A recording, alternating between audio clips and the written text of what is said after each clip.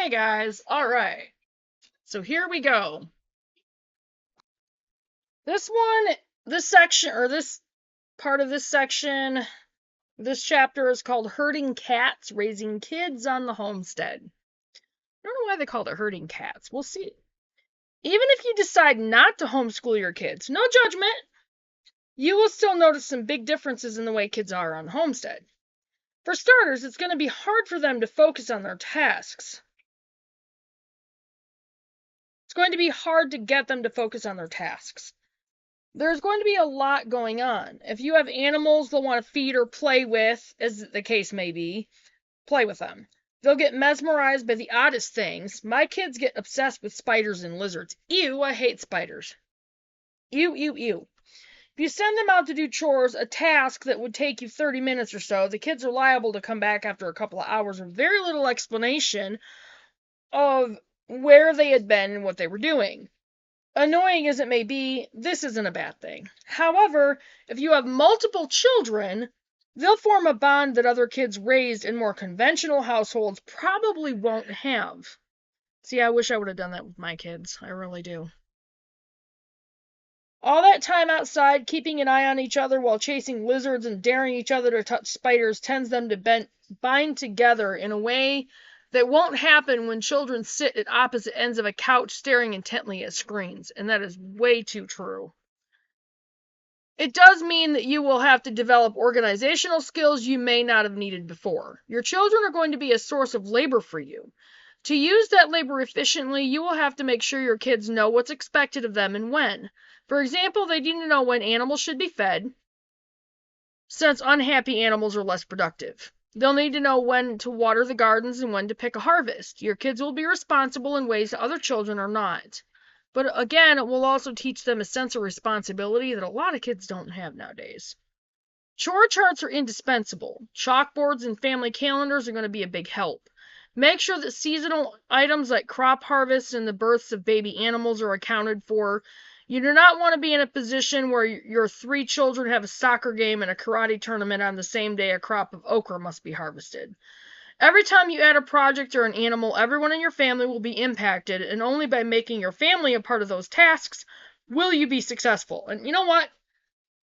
This also kind of turns me back around to seeing if, like, challenging me to see if I can come up with and make that faith first planner and binder, organizational homestead binder, not just to sell, but for our homestead use, And I think what it's going to end up being is I'm going to just stock up on a whole bunch of different garden planners, homestead planners, animal, like all that different stuff. And I'm going to go through and I'm going to pool things together. I'm going to, tweak our binder to our family, to our homestead, and kind of pool things together. Put, the empty sheets and stuff and charts in a binder and see what we can do with that on Faith First for our store. So,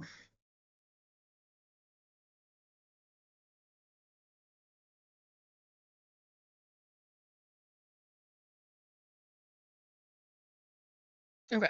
Every time you add a project or an animal, everyone in your family will be impacted. Cute hat.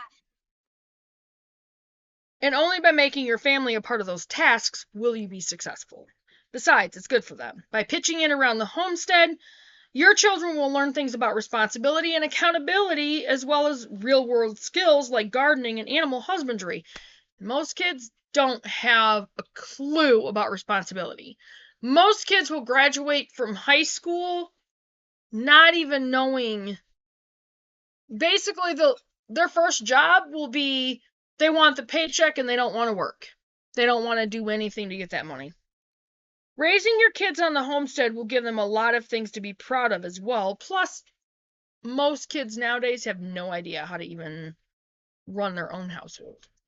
When they get an apartment or into a home of their own, like a trailer, whatever, their first time place, and they don't have a clue as to what they're doing. Raising your kids on the homestead will give them a lot of things to be proud of as well. Several times I've caught my children bragging to friends and family members about all the things they know how to do. And they've done it all, from injecting antibiotics into goats to planting and harvesting squash and corn to lancing and cleaning boils from injured and infected rabbits. There's a bit of a can-do attitude that comes with homesteading. Yeah, there is. The more you do, the more you realize you can do. Your children are the same. My kids and the children of my homesteading friends and neighbors tend to possess a confidence that many of their peers lack. For example, once my son decided to take his 7-year-old sister and a friend of his hiking in the woods behind our house. After about an hour, he got lost and wound up on the backside of a nearby subdivision. Then they got caught in a rainstorm. After calming down his friend, he fashioned a makeshift umbrella out of a real estate sign for his sister, went to the nearest house, knocked on the door, and asked to use their phone. He called and asked us to pick him up, remaining completely calm the whole time. The caveat to this confidence is you're going to have to avoid helicopter parenting. For starters, if your homestead is operating well, you will often find yourself in a position where you cannot stand and supervise your kids while they do a task. See, I had that problem when I was raising my kids. I guess I'm kind of one of those right now to where I wish I could go back with the knowledge that I have now. When we moved to Tennessee and get us on a property of our own.